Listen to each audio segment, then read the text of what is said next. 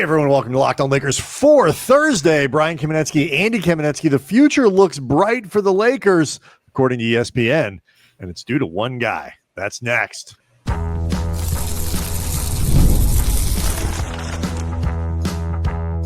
You are Locked On Lakers, your daily Los Angeles Lakers podcast, part of the Locked On Podcast Network, your team every day. Thanks to everybody for making Locked On Lakers your first listen of every day, Monday through Friday, no matter how or where you get your podcast. This one's always free, never behind paywall. Locked On Lakers on YouTube, Andy. It's where over 36,000 subscribers all hang out, asking questions of each other, talking to each other, talking to us, leaving us mailbag questions, which is critical. You may be wondering, Andy, why I'm wearing these sunglasses, Andy. It's because the future is so bright. You gotta wear shades. I've got to wear shades. Nice. I know this because ESPN this week put out there, and by the way, this is how you know I'm cool. My shades are clip-on. That is how all the cool kids do it. ESPN this week released their annual future rankings, a thing that was, generally speaking, in years past had not been something Lakers fans particularly enjoyed reading. But this year, Andy, things are different. The future is bright, and you've got to wear shades. The Lakers this year in ESPN's overall future rankings come in at 8th. Last season, they were 21st, so this is a clear climb. Quote from Bobby Marks, even with LeBron James's future unclear, the Lakers still moved up 13 spots from the last ranking. The considerable jump is largely due because of trading for Luka Doncic in February and then extending the All-Star, All-NBA guard in August, the security of having Doncic under contract for at least the next 3 seasons, the attraction of the Los Angeles market, and significant cap space in the next 2 seasons have the Lakers positioned well. And we're going to get into the breakdown of the Lakers. Because the mostly part, because he does say mostly, and the stuff that's categorized in the other than Luka section matters. Yeah. You had initially said in the introduction that it's one guy that has the Lakers rising up the ranks, that one guy obviously being Luka Doncic. But I would I would actually say it is 2 people in the sense that the other one is Mark Walters, because Mark Walter makes a big deal in terms of the Lakers' overall future. And I say this because they have 5 different categories for ranking these teams, and they take their averages, create the aggregate, yada, yada, yada. But the 5 categories are players, money, draft, market, and management. Obviously, you could grade it 1 through 30 because the Lakers have the league has 30 different teams.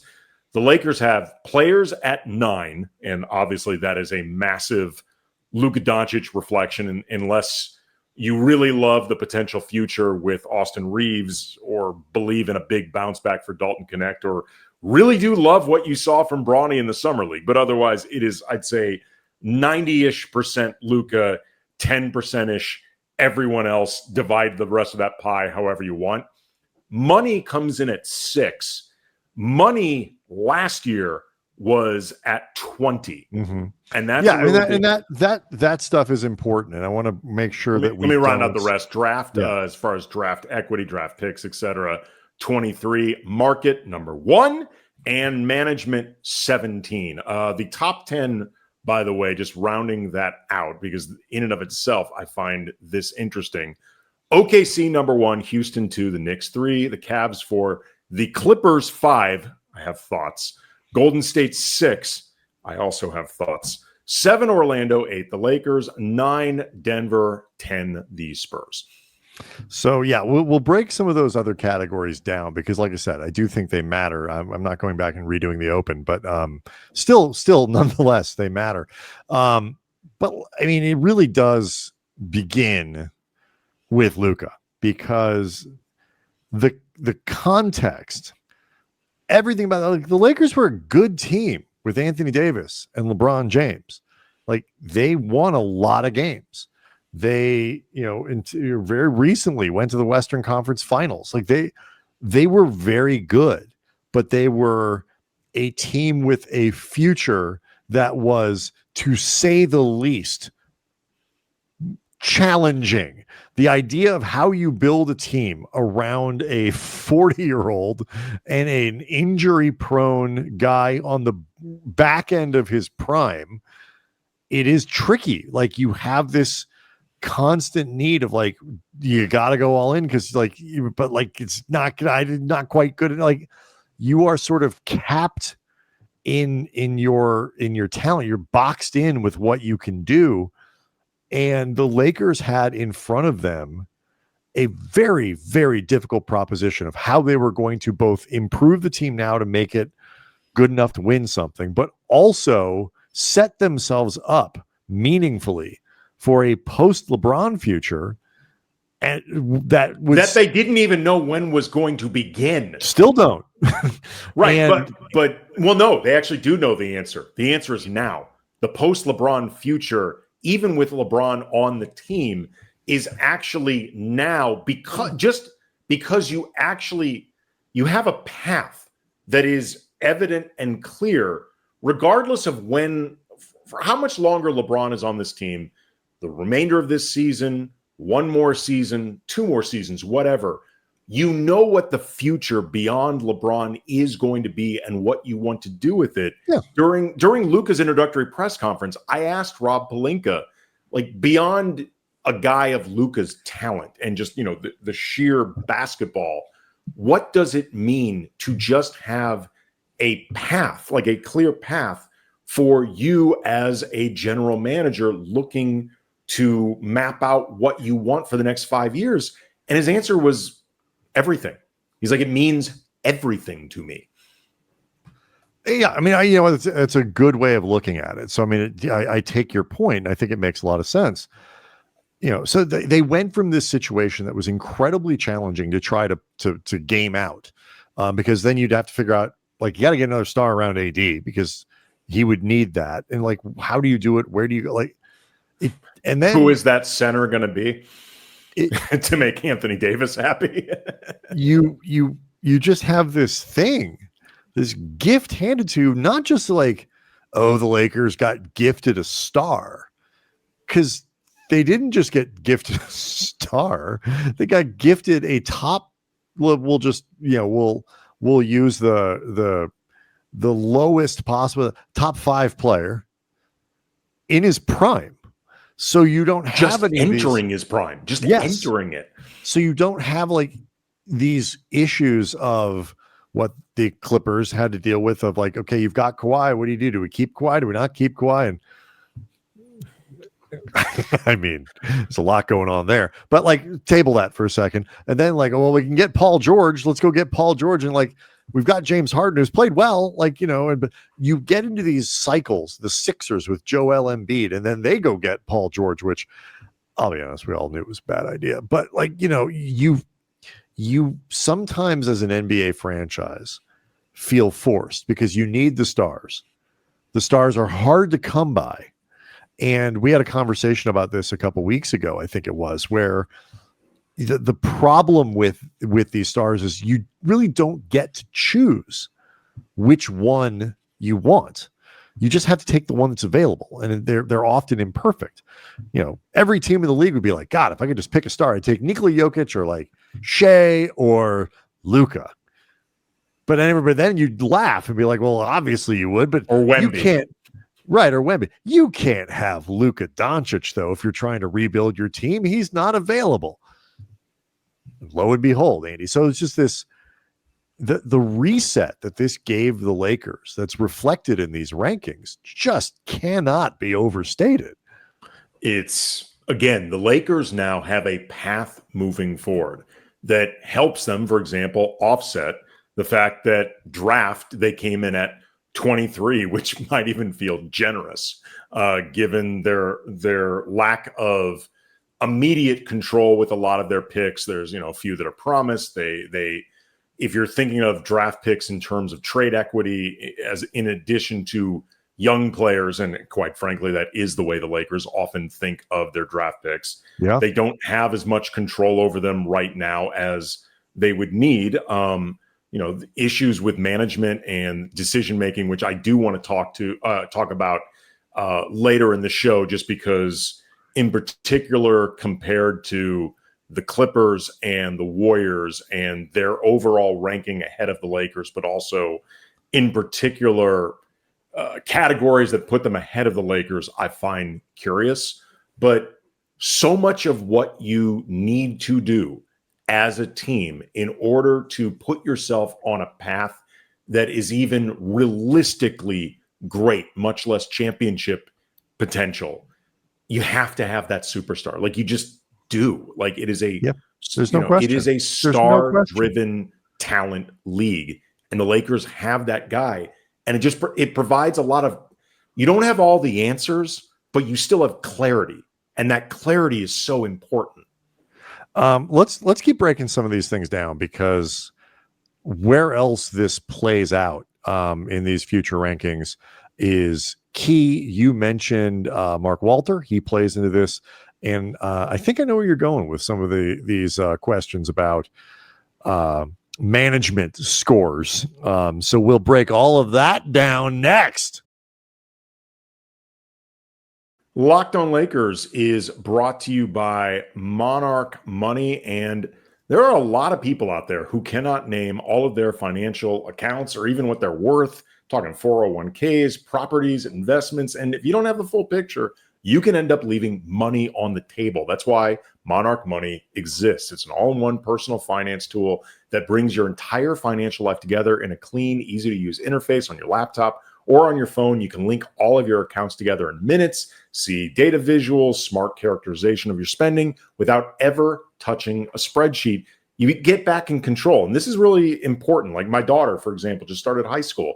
I am already now having to think about college and tuition, dorm expenses, social life. Like, all that stuff is daunting, but Monarch Money can help me streamline all of this. Find the areas where I could spend better, maybe not spend at all. Create a plan for the next step. Take control of your finances with Monarch Money. Use the code LOCKEDONNBA at monarchmoney.com for 50% off your first year. That's monarchmoney.com, code LOCKEDONNBA for half off your first year. So we'll get to the Walter of it all and the management stuff here in a second, but just to kind of finish up the Luka conversation and what it opened up for the Lakers, it's mentioned by Bobby Marks in that write-up, and we saw it this summer. You not only have a star, you have a star who's at an age that makes him a reliable presence for the next, decade, really. Certainly Lakers hope. I think the chances of him not signing the next extension with the Lakers are very, very low. Even if he doesn't finish it, he's going to start it. I think they're just financially, there's not really any reason that he wouldn't. But, so you start to break these things down, and, I don't want to have the kind of, nobody wants to play with LeBron. Nobody, people would play with LeBron. It's like LeBron's gotten a lot of people paid, man. He's gotten a lot of people paid. If you're a star and you're joining a team, and it's hard to say, I want to hitch my wagon to LeBron at 38, 39, 40, 41. Like, you can't play, because I don't know what's going to happen after that. If you're, you don't want to necessarily be like, I'm gonna take my prime or the end of my prime, and I'm gonna parlay it with Anthony Davis's post prime. Like, that's not an easy sell. And I love AD, but that's just, if you're thinking of your own future, that's a tough sell. It's not a tough sell with Luka. If you're a free agent next year and you're looking around, 27, 28-year-old Luka. If you're in 2 summers from now, it's 28, 29-year-old. You don't have to, worry about a post-prime Luka for a while. And now, especially if you watch him play and this sustains himself in terms of just how he treats his body, how he takes it. The Lakers have a 3 or 4 or 5 year window where other great players or near great players can look at them and be like, I'm going to get to play with Luka Doncic over the course of my contract, and I know we're going to be competitive because it's hard not to be competitive on a team that has Luka. I mean, part of the thing that made the Heatles so devastating and scary to the rest of the league, or the same principle with the Splash Brothers and that Warriors group in their primes, or what we're seeing right now with SGA and Jalen Williams and Chet Holmgren, is it's not just the talent, it's the age of the talent. And when you assemble enough of that talent together with the space where they can actually grow and improve, and it's one of the reasons that I have been frustrated at times, a lot, frankly, with the Lakers, if not refusal to ever rebuild from the ground up, because I know that can be a massive undertaking, but the impatience with developing young players, like really a full commitment, like the era with the kids and Lonzo and D'Lo 1.0 and BI and Julius Randle, was frustrating to watch because it was just plainly obvious the Lakers were not invested in those guys as players. Yeah, I agree. They saw them as trade chips. And I get they ended up trade chips that brought in Anthony Davis, and obviously that helped bring the Lakers a championship. But the problem with that always being your MO is if you're always looking for superstars and you're always looking to bring in ready-made talent, you may end up with the higher ceiling, but you also end up with a shorter runway, because those guys, generally speaking, are 7, 8, in the case of LeBron, 20 years into their career. You don't get as much of a potential runway. And, bleep happens during seasons, but with Luka at this age, and particularly if the Lakers can manage to bring in, if not just super high-end role players that perfectly supplement him, another star level player who is somewhere in his 20s, like all of a sudden you just get a runway and multiple cracks at that apple, because, man, winning championships is hard. You don't want to have to go about it in a short window. And, we'll use the Dodgers as an example.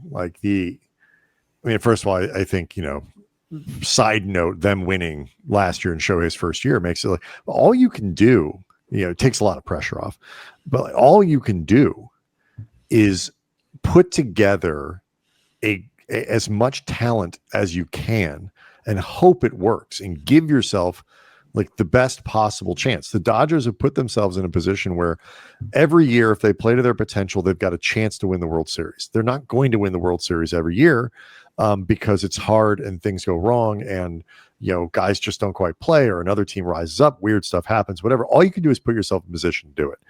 And in basketball, it's, I think, even harder to keep that window open. I think you can maintain it in baseball for longer, especially because you can pay more guys, and you're not as tied up into one or two players in order to be successful. The Lakers are now in a position where they can give themselves that opportunity, because the one thing you need in the NBA, as you point out, Andy, is that star. You have to have some guy who's at least tall enough to ride the ride, so to speak. And it doesn't have to be Luka or Jokic or Giannis, one of those top 3 guys, top 4, but it sure helps. The better your, sort of transformational superstar is, the more it papers over potential weaknesses in your roster. Look what Denver did last year with Jokic in what it was perceived as a down year for them. Jokic was so freakishly good that he took a team that had issues and they damn near beat Oklahoma City. And they got, they managed to kind of reshuffle the deck a little bit this offseason. They got better. They rearranged some stuff. And now, in theory, won't have to rely on Jokic as much. Are they going to win a title? Don't know. But they gave themselves a better chance. And they can, the Lakers are going to have seasons where they're surrounding Luka with phenomenal talent, I hope. And they're going to have seasons where Luka's got to carry them a little bit more. But if you have Luka, just like if you have Jokic, just like if you had LeBron in his prime, just like you've got a chance. You're in the conversation definitionally. Yeah, it's extremely important. So again, the timing of all this in Luka's career is huge for the Lakers. Also, too, the fact that this sale to Mark Walter and his group imminent is a massive, massive development for the Lakers with their future moving forward. As I mentioned, they were ranked 20th for money in the 2024 future rankings. They are now at 6, and coming up, we can explain why that matters so much. And then again, want to talk a little bit about the management score that puts me in a position where I feel like we're taking up for Rob Pelinka when it really isn't our goal. But fair is fair. Andy, a consistent standard is all we're asking for here at Locked On Lakers. Right. Fair is fair. And some of this doesn't seem to be applied fairly. So we'll get into that coming up next.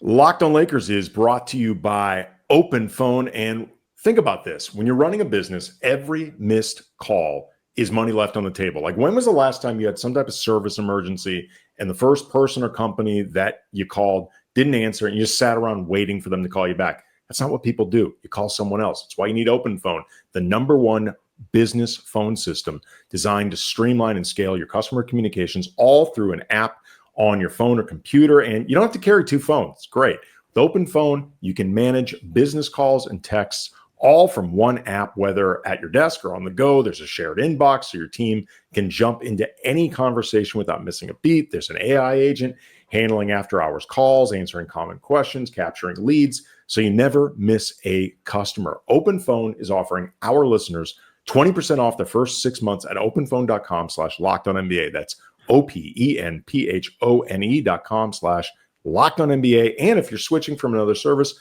Open Phone will even port your existing numbers over at no extra charge. Open Phone, no missed calls, no missed customers. It's a capped league, Andy. So why should the wealth, unless you are partnered up with Aspiration, right, allegedly it's a capped league unless you just want to plant trees, in which case allegedly a lot of trees, which is good for the environment, Andy. A lot of trees, allegedly, because there's no evidence of these actual trees, but allegedly they're growing. We should call Kawhi the Lorax, who speaks for the trees. But so why does it matter so much that the Lakers are now owned by a rich guy? Like a real rich guy, not like one of these fake genie bus rich people, like, one of these pauper billionaires. I mean, here's the thing, though. There is a difference. Like, Genie Bus and the Bus family, by any normal standards, are stupid rich. Like, they own the Lakers. That makes you definitionally you're wealthy. You're sitting on a hot property right there, the Lakers. But the problem is, the Lakers are their primary business, as opposed to most ownership groups around the NBA, increasingly filled with like venture capital money and tech bro money and all these other different industries where, Microsoft for Steve Ballmer, the team is in a lot of ways their plaything or their status symbol, or even something that they care about. Like, Steve Ballmer, say what you will, he deeply cares about winning. Allegedly a little too much. But like, either way, you have to have funds that can, keep up with the Joneses. And the Bus family simply did not have that. And that would come through, not necessarily in terms of payroll, because they would spend for the players, but in terms of their entire front office departments, scouting departments, analytics, training staff, creature comforts, all these different areas that matter to players, that matter to bringing in the best people to run your team. The Lakers could not afford to keep up with the other teams around the league. There's no point to being the #1 market, as they were ranked in this thing, if you're going to be 20th in money. Bringing in Mark Walter, that is a big difference maker. And you think of all, and it's going to happen both slowly and I think a little quicker than people are anticipating. Like the big changes that people are looking for. Mark Walter running the show. Like some of these things are going to take a little while, but the smaller, like what they need, they will have. If the need is a larger training staff, a better training staff, a bigger analytics staff, a bigger basketball staff, and whether that need is determined by people inside the building right now, Rob says, I need more people. They will have more people, or more likely, be told you need more people. If I had to put my money on one or the other, that's where I would put it. But we need this, we need that, we need a better ice bath machines, like whatever it is, they're going to get their stuff, and the scouting is going to quietly get better over the next couple of years. Not that the scouts they have aren't very good, but they have sort of a notoriously small scouting department. They're going to be everywhere, and so stuff like that just makes a difference. And the Lakers are going to be a team that not only has the market, but also backs it up with material, with stuff, with the organizational heft and excellence that makes the market even more attractive, because people get what you get with the Dodgers, which is both you get to play for the Dodgers, but you also have this institutional excellence that goes along with it. And speaking of institutional excellence and what goes on inside the buildings, decision makers, brain trusts, all that stuff. Look, these rankings don't truly mean anything in the sense that the teams either suffer or benefit based on their rankings. So neither of us are going to lose our minds over this, other than just we do think that the Lakers rising up reflects something positive potentially moving forward. I will say, I do think it is kind of insane that the Clippers management, which even if you put aside what's going on right now with Steve Ballmer and Kawhi Leonard and aspiration and the accusations of cap circumvention and Pablo Torre continuing to find out stuff that I imagine they didn't want known, they have completely effed themselves by continually tying their fortunes to Kawhi Leonard. Like, there's been more than one instance where this has really not worked out as they've hoped. Hasn't gone well. No, but they've continually trapped themselves, doubling and tripling down, because essentially they've been pot committed. Or the Warriors. Well, that's the point I was making before. Like, you end up in a situation where you have to keep re-signing Kawhi Leonard. Yeah, that's that's what you put yourself into. Right. And the Warriors management, to put it mildly, got way the hell ahead of themselves, celebrating their two timelines and being light years ahead. And at this point, they have very little to show for their two timeline efforts other than the self-induced Jonathan Kuminga cluster bleep. Yes, they've done literally nothing this summer. And I'll be honest, I think the Lakers right now on paper are better than either one of those teams. And I think the Lakers, even with good health assumed for all three teams, I think the Lakers are going to finish ahead of the Clippers and the Warriors. That those two front offices both finished in the top five, in the Clippers case, second for management. Like, that is a lot of reputation voting there. Like, the Clippers in the write-up are seemingly being praised for their potentially clean books in 2027, which the Lakers would have been absolutely crushed and have been crushed for that type of mindset or planning, just like the concept of open books down the line and cap flexibility. Even before Luka's arrival made that type of plan truly ridiculous. And even the write-up of the Warriors, to be totally honest, in this thing made them sound kind of screwed. And my point in bringing any of this up isn't to take up for Rob Pelinka, because Brian and I have been both pretty open about the idea that we think the Lakers could do better than Rob, and at minimum should be open to doing better than Rob. But like I said earlier, fair is fair. And I do think this speaks to what I've talked about before, where I feel like people who cover the league in various capacities often look to downplay what the Lakers do and things that are positive as much as they can, not because they're anti-Lakers or they're rooting against the Lakers or anything like that. They just don't want to seem like they are hyping the Lakers past a certain point. And seeing this write-up of, in particular, the Clippers and Warriors management, which right now I think have made pretty big messes with both of their teams ahead of the Lakers, I was just like, really? Like, really?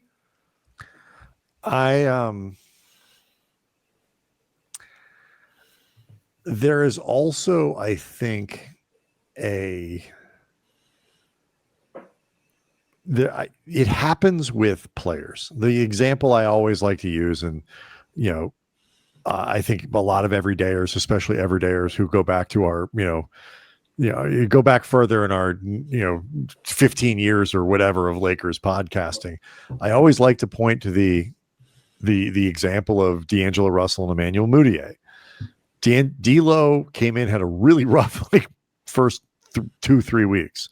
Emmanuel Mudiay was awesome. For those who don't remember him, he was a rookie point guard for the Nuggets at the same time D'Angelo Russell. By the way, there's a reason, like the fact that you have to say for those of you who don't remember him reinforces what I just want to make sure the context is there. It was the same year D'Lo was a rookie for the Lakers. They were drafted around the same time as each other. Mudiay went like 3 or 4 picks later or something like that to Denver, and a lot of people thought maybe the Lakers should have taken him. Mudiay gets off to a great start, except those were the best 2 weeks of basketball I played in the NBA.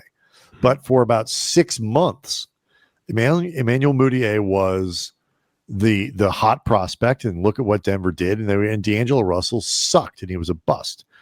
And it takes a while for the narrative to catch up. And I think that it is two things can be true at once, as our friend Darius Soriano likes to say. Golden State has been a well-run organization. Mm-hmm. They have done a lot of smart things. That can be true at the same time as, are they doing smart things right now? I don't know. Are they in a bit of a rough patch right now? It seems like they are. Are they making excellent choices now? I don't think they are. So, they're getting credit for past action. And I'm not saying they should be 27th on this list, but they're kind of being grandfathered into the top 10 here because that's where they've always been. And people, they didn't get dumber necessarily, but I don't think at the top of their game right now. Funny, actually. By the way, they're running into the problems that all teams run into. That's why they tried the 2-track thing, because they're trying to get around NBA gravity, and gravity always wins. Pretty much undefeated. But anyway, we will eventually get to next week some of these mailbag questions. But these future rankings, I think, are indicative of, if nothing else, a future and potential that the Lakers still have to make good on. They still have to capitalize on what's in front of them. They still have to make smart decisions. And I think everybody inside the building in El Segundo is on the clock because, new ownership is coming in. But there's a reason Brian is going back to the sunglasses because gag again. Future is so bright, Andy. You got to wear shades. Locked on Lakers on YouTube is where you can go hang out with over 36,000 shade-wearing subscribers, all leaving us questions, leaving us comments. Subscribe on Apple, subscribe on Spotify as well to get the audio version delivered to you every day. We'll see everyone tomorrow.